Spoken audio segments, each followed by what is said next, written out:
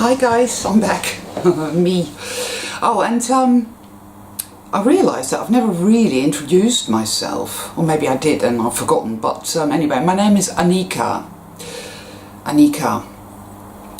So now you know my name. Oh. It's just dawned on me this morning. I thought, well, here I am doing videos and this, that and the other, but you don't even know my name. And maybe it doesn't matter that you don't know my name. I mean, you know, it could be anything, and it doesn't maybe really matter, because you know what is a name still. No, you know.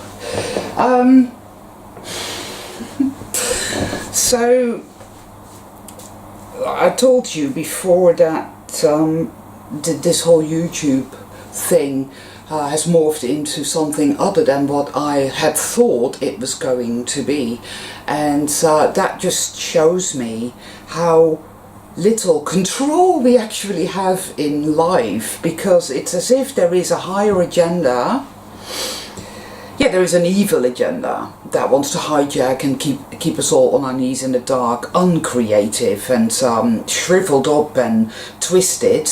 But there is also a higher agenda, which is powerful, magical, unconditional love, which wants us to be exalted to the highest exaltedness. You know, and it is ultimately up to us what we choose, I feel. So really, I guess my YouTube channel is now going to just be a stream of consciousness, as in my beliefs. Do you know, I hate that word, beliefs. There is no such thing really, because whatever I feel to be true right now in this moment may not be true for me in a week or in a month, see? Because everything is always shifting and morphing and metamorphosing and whatnot, and so am I, and this is good. But I am no teacher or guru or anything other than what I am, and I don't even know exactly what that is. There, I've said it, I don't. I get nuances of myself, and I get nuances of the world and my place in it sometimes. I know that my consciousness, like that of all of us, was morphed into a kind of machine consciousness, mass consciousness, which is the dark generator in a way, you know.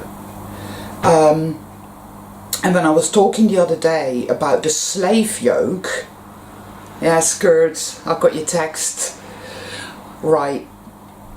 I find it so hard, you know, to verbalize things, concepts that pop into my awareness, because a lot of them are very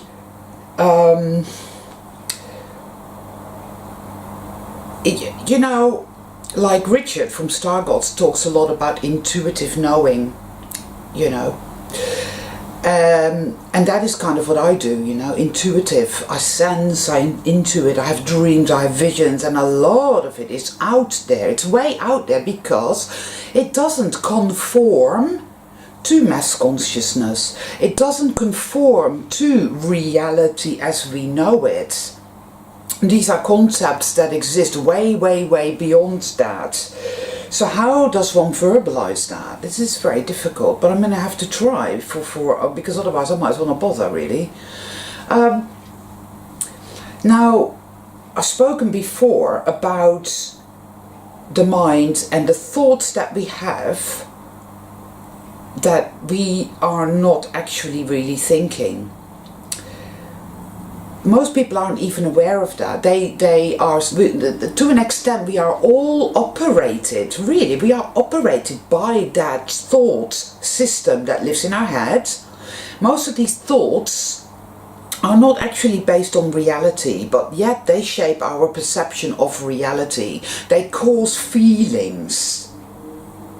Feelings, by the way, are not always facts at all, and these thoughts are not facts either. I came across a quote the other day and I liked it very, very much. It says, do not believe everything you think.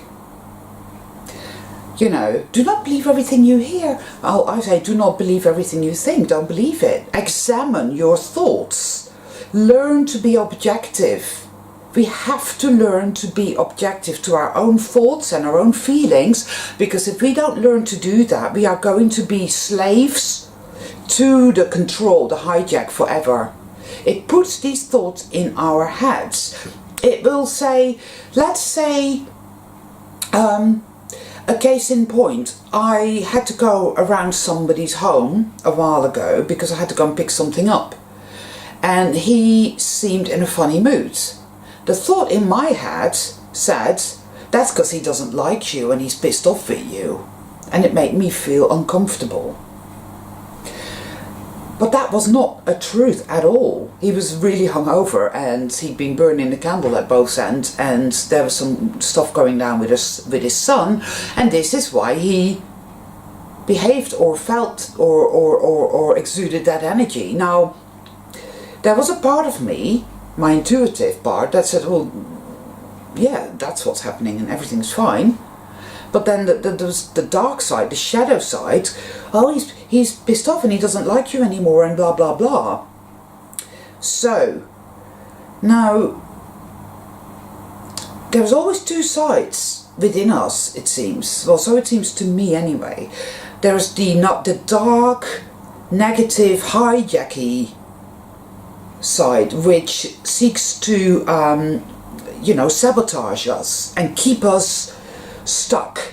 It uses the nervous system, the peripatetic nervous system, against us all the time. Everybody has heard of the fight versus flight syndrome. It releases all kinds of chemicals into the body. When you have a fearful thought, when you feel threatened, when you are afraid, it literally takes over. It starts to cascade all kinds of negative thoughts and feelings throughout your being, and that disables your higher brain function. It disables your intuition. I've been there, I know. It's like I'm trying to access my intuition. I'm trying to access my higher being, my higher knowing. You know, the part of me that knows that this does not have to be my truth, that I, to an extent, create my own reality. But that this dark hijack is creating my reality through me now. It is in control, it's taken over because of this fight or flight response, cascading all kinds of negative energy through my entire being and hijacking me. I see that there's a red light going off, so soon this is going to go whoosh. A bit like my intuition in terms of cascading negativity, but that is really what's going on there, people. So awareness of what is happening with our thoughts, awareness of the constant sabotage that is going on there is very important. We need to become aware of it in order to start tuning into the higher side of our being, which is always there as well. And it is a choice and it does take practice, but it is always there. During times of extreme purging, though, it becomes very difficult to access that, and those are times where we simply have to bear with it and endure.